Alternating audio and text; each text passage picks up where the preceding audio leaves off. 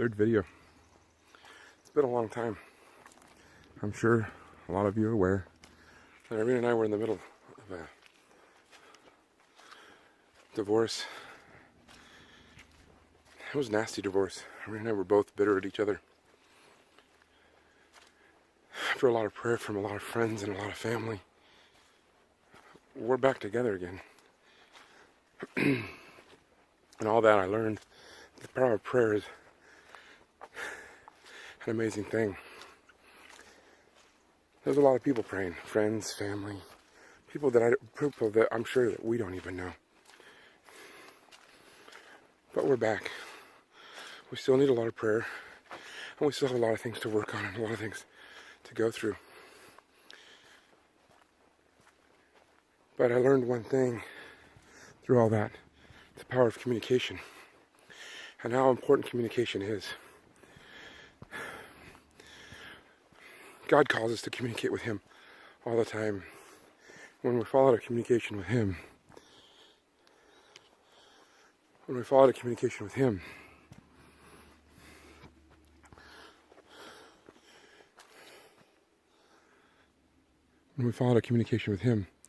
we forget about a lot of things. Same thing when it comes to family. When we fall out of communication with our family, our spouse, our kids, our friends, things start to fall apart.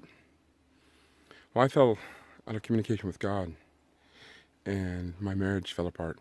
My family, relationships with friends fell apart. And in that time, I had to learn how to communicate back to God and in prayer. I did a lot of thinking about prayer and did a lot of praying. And it's amazing what prayer does and why God calls us into prayer.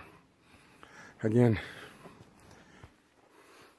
we pray to keep in contact with God, to know His heart, to know what He wants from us. But how do we know what God wants if we're not talking to Him? How do we know what our spouses want if we're not talking to Him, or our kids? Or our kids. We have to know what each other wants in order to sort of fulfill what they need. And it's the same way with God. See, God is eager to share and eager to what He has, but we have to ask for it. We also have to communicate to Him. And when we're not doing that, we're falling apart. Where I'm at today, Irene would escape here in the 3 months that we were apart, and I would escape not too far from here into another place where I made another video. And we needed to come here to heal, to rejuvenate spiritually, and to seek God. See, God would run off into the wilderness to talk to His Father. Abraham would walk out and look at the stars in order to talk to God. There's stories all over the Bible where people were looking in the wilderness and going into the wilderness to pray. And God called Irene and I both into the wilderness to pray and to seek each other. It wasn't ironic that one of the things that Irene and I first did was go out and take a walk. And the second time we met, we actually came here and walked. It's probably one of the most special moments of our married life was walking through this forest.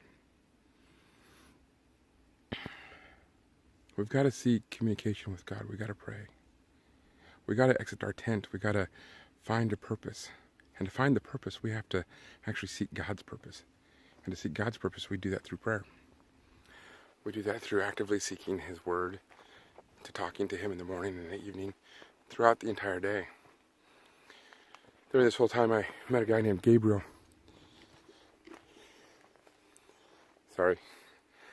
Gabriel asked me, he goes, "Jack, do you think God answers silent prayers?"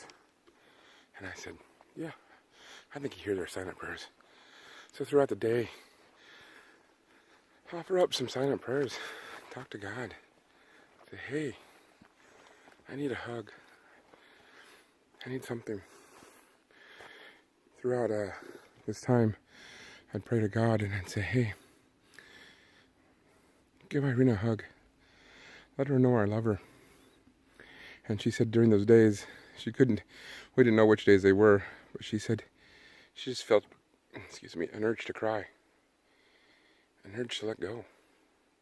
And Julia, our youngest, would say, Mom, what's wrong? She goes, I'm just thinking about things. During that whole time, Irina and I were both thinking of each other and doing things. And it's not because of us, but it was because of God. We were both seeking Him in our own ways, but similar out here. Seek God. Sometimes it's uncomfortable. Abraham had to leave his tent and go outside to count the stars and find what God wanted, and was told that he was going to have a blessing of all of this, nations, generations. But he had to go out of the tent and he had to count the stars. In the middle of the night, can you imagine leaving your bed to go look at the stars and count them? We have to leave our comfort zone in order to follow God. We all do. That's one thing I was taught this whole time, is to leave the comfort zone and make these videos and type things up on Facebook and just obey. Be authentic in front of God. Be authentic in front of you. The first video was not so much for God, it was for Irina. And it wasn't even for Irina, it was for me. I wanted to be selfish and say, Irina, this is what I'm doing. I want you back. But it wasn't until I sought God and His will that He started answering those prayers. So it's not about a prayer and just asking God for a laundry list of things, a new car, a new house, clothes, money, whatever. He said those are going to be provided. He said, don't worry, you're more important than the birds of the air. Just do my will and obey. So, I'm out here, out in the forest where Irina and I came back together. Not too far from where I started making the first video. But I'm out here obeying God, listening to what God has to say. I'm out here among the birds of the field, the birds of the air. And not too far from a beautiful field and a beautiful view. And a beautiful view of one of the places Irina and I love to go. But we have to obey. We have to seek His will. A good friend would pray for me. And he'd say, Jack, I'll pray for you. I'll pray for you. I'll pray for God's will. And I would always be like, Jason, don't pray God's will. Dude, what if it's not what I want? Well, it's not about what you want, Jack. It's about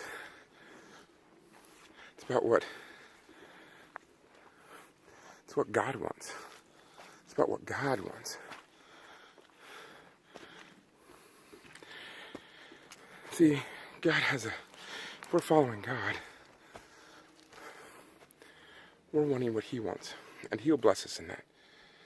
So Jason and I had a long talk one day, and it was after a surprise text that God would do His will. And I started praying that and meaning it. And sure enough, God answered. We just have to wait and actively seek God's will, God's heart. When we seek God's heart, He is close by and will answer. So today my prayer is not so much anything other that you pray God's will, follow God's heart, and actively seek Him. And then as we actually seek God, we will actively seek our wife, our spouse, our kids, our friends, our coworkers. We'll be more apt to share because we'll know His heart. So today, seek God.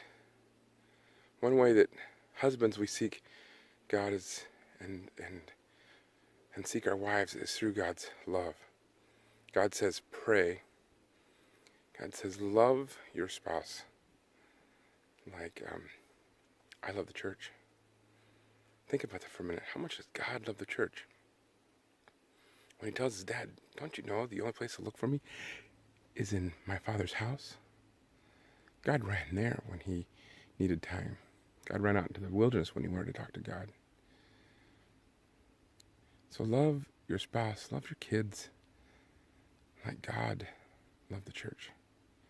And man, when you're doing that and actively seeking God's heart and his will, things are going to blow up.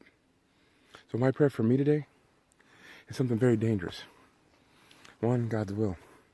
But one, for God to do something so big in my life, in the life of Irina, in the life of the kids, of Isaac and Isabel and Julia, that we only know it's from God. God knows our desires. God knows our heart. God knows what we need. He put it there. God wants to know if you're going to actively seek him. And we start that by conversation. We seek that in prayer. So, seek God in prayer today. Have an awesome day, guys. I'll be praying for you. Again, comment, follow. Will there be more? Because Irina's telling me to make more, and she's listening to God, and so I better be listening to God. Facebook me, message me. If you have any questions, any prayer requests, if you want to just talk, I'm there any time of the day. I'll try to answer. Love you guys. Praying.